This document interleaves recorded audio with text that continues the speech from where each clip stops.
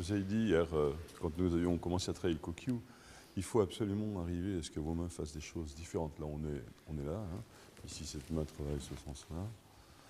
Elle travaille en rotation interne, vers l'intérieur, vers la profondeur, et puis ensuite elle revient.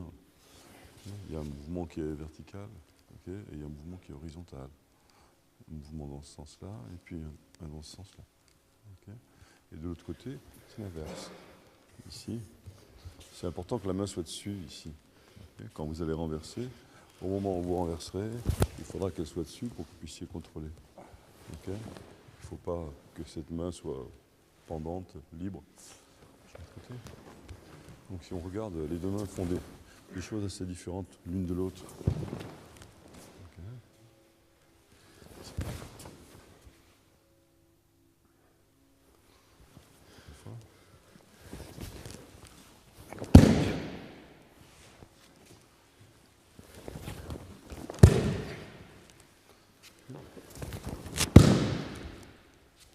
Allez, commencer.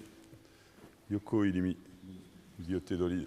Le travail des mains, je vous en ai déjà parlé beaucoup, mais on n'en parlera jamais assez. Hein. C'est toujours assez complexe, assez sophistiqué. D'accord. Hein. Ici. Qu'est-ce qui se passe là? Ici, on fait saisir, et puis on amène en rotation. Okay. C'est vraiment un mouvement de rotation comme ça. Okay. On est soit en aspiration à ce moment-là, soit on est en train d'entrer, okay, peu importe.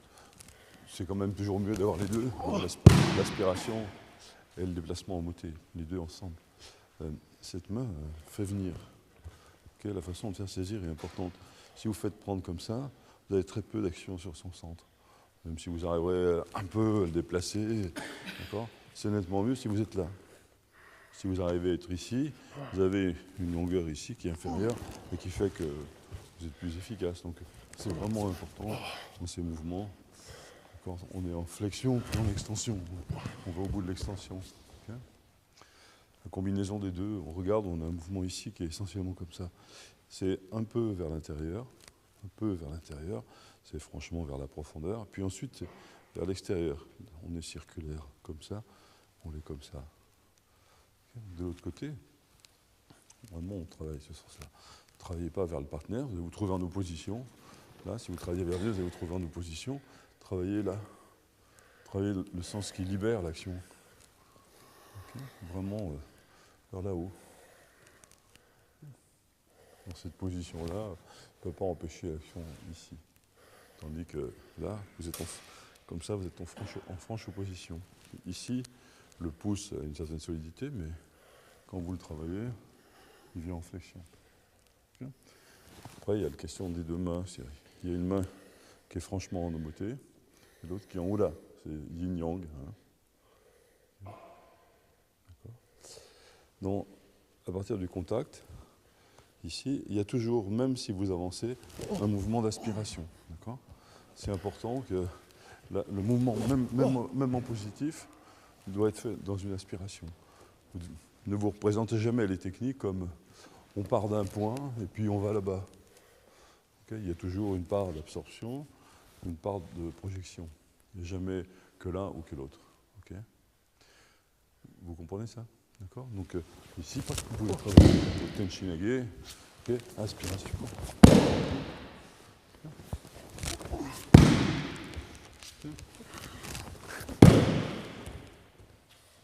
Allez. Bon, le Meguli, c'est un des aspects. Il y en a un autre qui est la façon dont les mains travaillent l'une par rapport à l'autre. Par exemple, c'est montré très souvent. Ça. Voilà. C'est-à-dire que ici, je laisse prendre.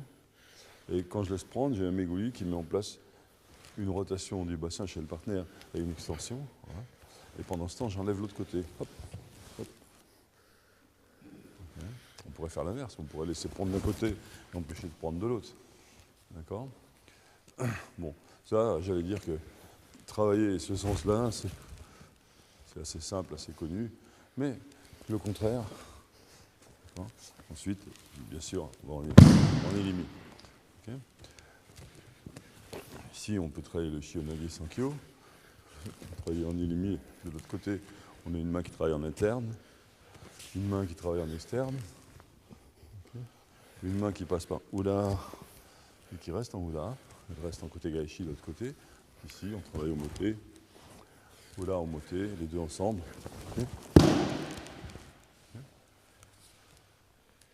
Mais les possibilités sont très nombreuses. Par exemple, on donne la saisir ici, puis on croise. Cette main, au départ, devrait être prise comme ça. Quand il vient pour prendre, hop, on enlève et on croise. Il y a deux actions. C'est comme si d'un côté j'allais faire Ikkyo, et comme si de l'autre, je prenais le côté Gaishi ou Shionage. Okay. Le Jujigarami.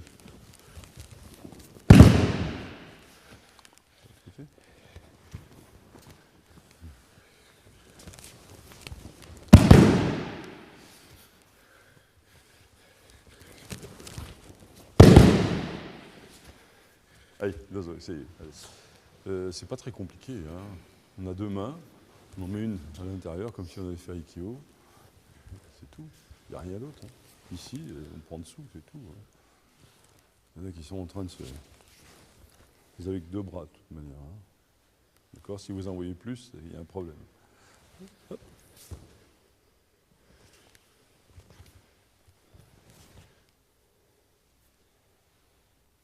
C'est tout. C'est tout. On va le saisir. Hop. Ok, les deux mains sont le sens normal pour pousser. C'est bon?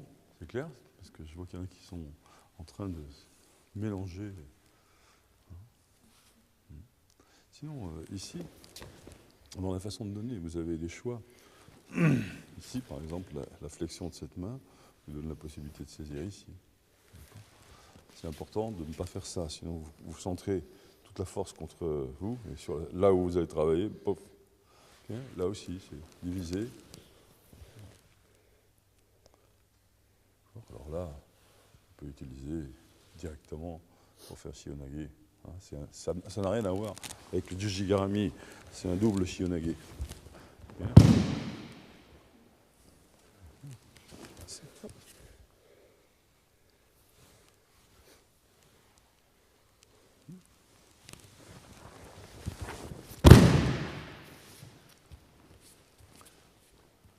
Ou bien, on peut prendre ce côté. Ici. C'est parce que la main est déjà prête. Si vous faites les deux en même temps, voilà, ici, c'est la puissance bien connue de ce Shionage-là. Regardez. Quand vous êtes là. Sensei, lui, préconisait toujours de faire l'économie du déplacement. Il disait, plus vous vous déplacez, moins Uke se déplace. C'est Uke qui doit être mobilisé. Vous êtes au centre. Un petit mouvement au centre doit provoquer un grand mouvement autour. C'est pas l'inverse. C'est pas Shite qui doit tourner autour d'Uke. D'accord ? Et dans ces Shihonage, c'était vraiment très évident. Hein. Ici, si c'est pris correctement, c'est-à-dire si le contact est pris ici, okay, que vous êtes là, je peux vous assurer que le partenaire, il est très motivé. Il fait le tour tout seul. Hein. Vous n'avez pas besoin d'en faire beaucoup. Il suffit de déplacer vos hanches. Okay. C'est assez vrai dans l'ensemble. Dans toutes les techniques que nous avons tendance à travailler, c'est plutôt quand même Uke qui se déplace. Ce qui est logique. Plus vous vous déplacez, moins vous êtes stable. D'accord ? Vous avez besoin de stabilité pour que lui puisse se mobiliser autour. Ukenage, hop.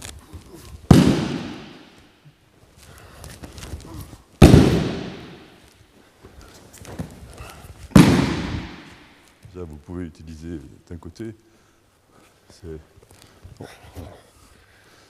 Ici, rotation, saisie.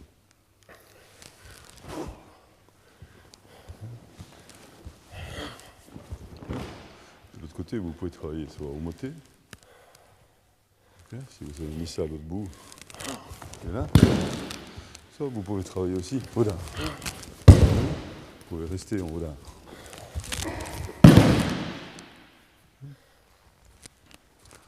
Ensuite, ici, cette main va travailler là.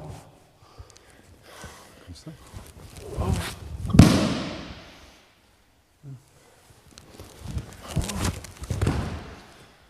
Allez, ici, c'est technique.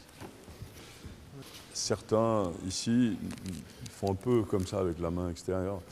Vous ne pouvez pas monter cette main comme ça. D'abord, vous ouvrez le coude, donc ça, c'est forcément pas bon. L'aisselle ouverte, vous êtes faible, hein, toujours. La puissance, c'est toujours aisselle fermée, de manière à ce que la force des hanches soit transmise. Mais la main, on va changer peut-être d'axe. La main à l'extérieur, comme ça, elle ne montera jamais là, comme ça. Okay, c'est là qu'il prend, il appuie là-dessus. C'est important, déjà que la saisie soit bien placée et qu'ensuite vous travaillez en rotation. Okay, je ne suis pas en train de monter, je ne suis pas en train de repousser son bras, je mets moi en rotation. Okay. Le travail, il se fait là, dans ce sens-là.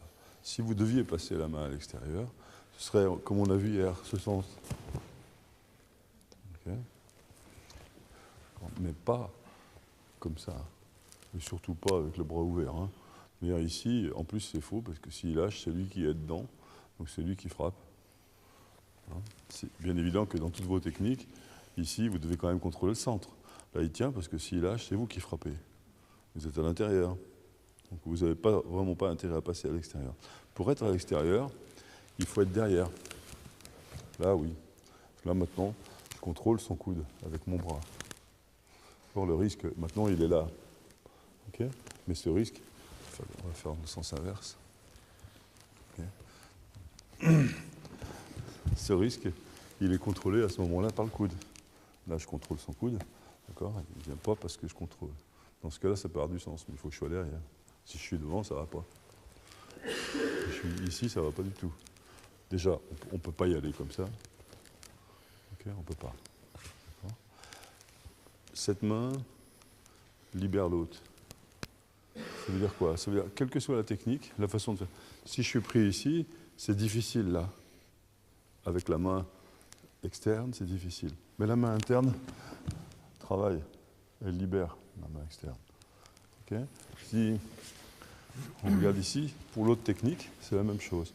Si je voulais aller faire ça directement, là, comme ça, c'est difficile. D'accord? Mais c'est cette main-là qui libère celle-ci. Okay? Donc, quand je fais cette technique-là, les deux mains travaillent séparément, on a vu, à faire des choses différentes, mais elles travaillent ensemble. Elles travaillent séparément et ensemble. Okay? C'est important ça. Vous faites quelque chose qui est complexe, d'accord, mais il y a quand même une unité. Et en particulier, il y a toujours une main qui aide ou qui libère l'autre. Okay? Ça c'est important, il y a toujours une partie qui est stable, et il y a une partie qui est mobile, et la partie stable stabilise la partie mobile mobilise la partie stable, et elle change. C'est homotéola, homotéola, homotéola. Sensei insistait beaucoup sur la manière dont on travaille avec le Jo. Il dit, si une main est fermée, l'autre est ouverte. Si je change, je prends le Jo comme ça on verra mieux. Cette main doit être extrêmement bien fixée pour qu'il y ait de la puissance à l'impact, mais celle-ci doit être très souple, sinon il n'y a aucune mobilité, pas de vitesse. Okay? Je fais un fully-komi, même chose. Ici, c'est important que ce soit très tenu, il faut que ce soit ouvert ici. Mais si de fully-komi, je vais par exemple contrer en osae, je fixe ici, j'ouvre là. Okay? De manière à pouvoir créer le déplacement. Maintenant qu'il est fait, je ferme ici, j'ouvre là. Okay? Vous comprenez? Dès que j'ai fixé en bas, j'ouvre en haut. C'est toujours comme ça. Okay? Donc, on pense simplement ces actions-là, hop. Okay. Constamment, les mains changent de rôle. Il y en a une qui assure la stabilité, l'autre la dynamique, la mobilité.